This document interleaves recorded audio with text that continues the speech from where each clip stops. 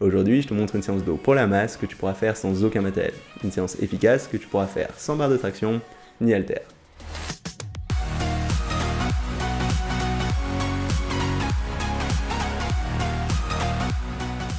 Salut, c'est Nico et dans la vidéo d'aujourd'hui, je vais te présenter une séance dos pour la masse que tu pourras faire à la maison sans aucun matériel, sans barre de traction ni haltère. Et cette séance, elle sera complète en 3 exercices qui vont te permettre de cibler bien tout l'ensemble du dos.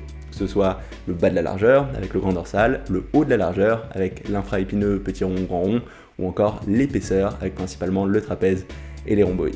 Et on va réussir à faire ça sans aucun matériel. Alors d'abord, je vais te présenter exactement quels vont être les 3 exercices qui vont nous permettre de faire ça. Et ensuite, dans un deuxième temps, je te dirai exactement quel va être le nombre de répétitions, le nombre de séries et comment gérer l'intensité sur ces exercices pour réussir à maximiser ta prise de muscle.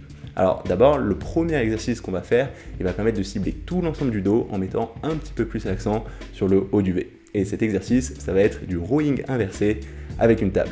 Où là, l'idée, ça va être de te mettre sous une table, si possible une table suffisamment stable, et de prendre un écartement assez similaire à ce qu'on aurait sur un développé couché, de sorte à ce que tes mains soient extérieures à tes épaules et que tu puisses avoir tes avant-bras perpendiculaires au sol quand tu es tout en haut. Et en ajustant la position de tes pieds, tu vas faire en sorte qu'en haut de ton geste, tu as à peu près le rebord de la table avec tes mains alignées qui soient sous le bas de tes pectoraux. Et comme ça, tu vas contrôler la descente et remonter de façon assez rapide, marquer une petite pause en te concentrant bien sur la contraction dans tes dorsaux. Et sur cet exercice, tu pourras le faire soit avec les jambes pliées, ce qui sera un petit peu plus facile, ce qui te permettra aussi de plus facilement positionner ton corps pour trouver la position dans laquelle tu sens le mieux tes dorsaux. Sinon, tu peux le faire aussi avec les jambes tendues, où en général, ce sera un petit peu plus dur, donc si tu es un petit peu plus avancé, ou la version encore plus dure, ce sera en surélevant tes pieds, par exemple en le posant sur une petite table ou un tabouret, ce qui te permettra de mettre plus de poids sur tes dorsaux. Mais si au début tu as un peu de mal à sentir ton dos, vaut mieux commencer avec les jambes pliées et seulement dans un deuxième temps rajouter ces variantes. Ensuite, on va passer au deuxième exercice qui va nous permettre cette fois plus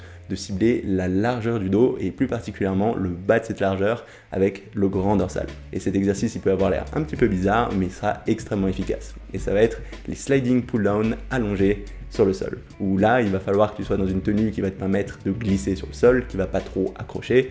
Ce que tu vas faire, c'est que tu vas t'allonger complètement avec les bras tendus, avec un écartement des mains un petit peu extérieur aux épaules.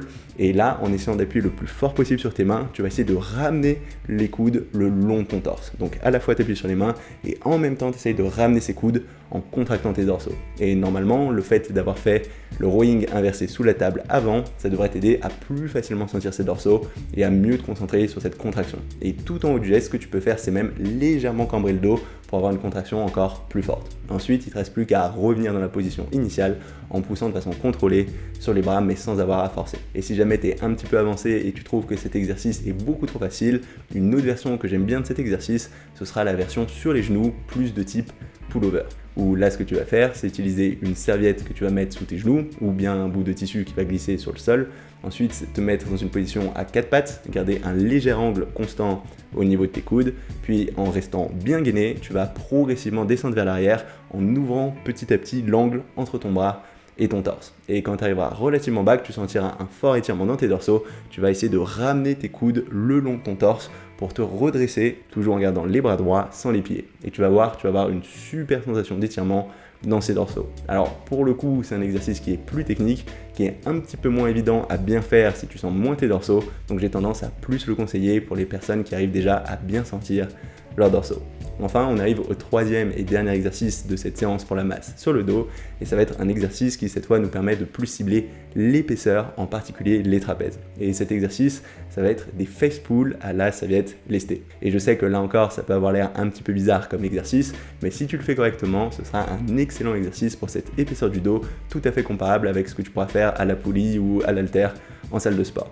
Où la première chose qu'il faudra faire, c'est prendre le temps de bien se mettre en place ici, ce qui n'est pas forcément évident. Donc on va commencer par choisir une charge appropriée, par exemple ici un pack de lait que je vais placer bien au centre de la serviette, c'est très important pour essayer de bien équilibrer, et ensuite je vais remonter un petit peu les bords et constituer des petites poignées de chaque côté. Ensuite, une fois que je me suis assuré que la serviette était bien équilibrée, ce que je vais faire, c'est me redresser complètement et en pliant légèrement les genoux et en gardant toujours le dos bien droit, je vais petit à petit me plier au niveau des hanches jusqu'à avoir le torse à peu près à 45 degrés par rapport à la verticale. Et je vais essayer de garder toute cette position du corps complètement fixe pendant toute la durée du geste. Et ce qui va me rester à faire, c'est tirer mes coudes le plus possible vers l'extérieur et vers le haut. Et je vais avoir comme ça un geste d'écartement qui va ramener la serviette vers mon visage. Et ce qu'il faudra faire très attention, c'est ne pas avoir les coudes qui se rapprochent du torse, qui ont tendance à tomber. Donc on s'assure d'avoir toujours les coudes bien hauts pour toujours bien rester sur les trapèzes et pas faire entrer d'autres muscles en jeu. Et en termes de tempo, ce qu'on va faire ici, ça va être se concentrer sur un tempo assez rapide sur la montée, marquer une petite pause en haut pour bien sentir la contraction dans les trapèzes, puis contrôler la descente jusqu'en bas du geste. Et ce qui sera vraiment important, c'est toujours se concentrer sur cette position des coudes et rester bien stable au niveau du torse. Donc au début, je te conseille de commencer avec des charges plutôt légères, puis ensuite petit à petit, tu vas pouvoir augmenter cette charge. Par exemple, tu peux même mettre des disques si tu as ça chez toi et progressivement en rajouter dans ta serviette pour rendre l'exercice de plus en plus difficile. Et tu verras, une fois que tu maîtriseras bien cet exercice, que tu sauras comment te mettre bien en place et le réaliser correctement, tu vas vite avoir de grosses sensations de brûlure dans tes trapèzes. Et avec ce troisième exercice, on aura bien ciblé l'intégralité de tes dorsaux. Alors en termes de comment utiliser cette séance pour maximiser cette prise de masse, ce que je te conseille de faire, c'est de la faire au moins 2 fois dans la semaine. Ensuite, au niveau du nombre de séries, ce que je te conseille de faire, c'est d'avoir 4 séries sur le premier exercice, 3 à 4 séries sur le deuxième et 3 séries sur le troisième exercice. Et de cette façon, tu auras suffisamment de séries sur l'ensemble de ta semaine pour bien stimuler ces dorsaux. Et le dernier point qui sera très important pour que cette prise de muscle se fasse, ce sera d'être suffisamment proche de l'échec musculaire sur la dernière série de chacun de ces exercices. Ça veut dire qu'on ne veut pas avoir trop de marge quand on finit chaque exercice, mais qu'on ne veut pas non plus systématiquement finir à l'échec musculaire dès les premières séries, parce que sinon on n'arrivera pas à récupérer et ce ne sera pas efficace non plus. Donc ce qu'on veut, c'est en général, quand tu arrives sur la dernière série d'un de ces exercices, avoir peut-être 1 ou 2 répétitions de marge ou arriver tout pile poil à l'échec musculaire. Donc pour ajuster cette distance à l'échec musculaire, la première chose que tu peux faire, c'est tout simplement enlever ou rajouter des répétitions. Si c'est trop dur, enlève quelques répétitions. Si c'est trop facile, tu peux rajouter des répétitions. Et sur ces dorsaux, en général, tu peux aller jusqu'à plus de 20 répétitions et toujours réussir à en retirer de bons résultats en termes d'hypertrophie. Après, de façon générale, je préfère pas trop dépasser cette barre des 20 répétitions, puisque chez beaucoup de personnes, ces dorsaux ils sont assez explosifs et faire plus de répétitions, c'est pas la meilleure façon de progresser. Et du coup, ce que j'aime bien faire aussi pour ajouter de la difficulté, c'est tout simplement rajouter un tempo. Ça veut dire ralentir mon geste, notamment sur la phase d'étirement, sur la phase de retour. Je trouve que c'est une très bonne façon de rendre l'exercice un petit peu plus difficile. Ou encore, ce que tu peux faire, c'est choisir une des variantes de cet exercice plus dur. Par exemple, sur le rowing inversé sous la table, passer de la version avec les jambes pliées vers la version avec les jambes tendues, puis la version avec les pieds surélevés.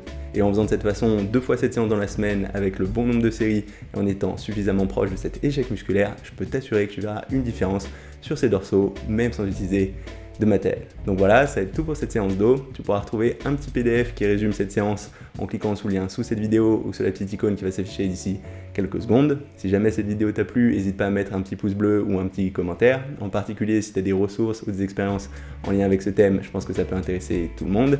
Et si tu n'es pas encore abonné à ma chaîne YouTube, n'hésite pas à le faire maintenant pour savoir quand je sortirai de nouvelles vidéos. J'essaye d'être un petit peu plus régulier en ce moment. C'est tout pour aujourd'hui et on se retrouve très rapidement. Salut!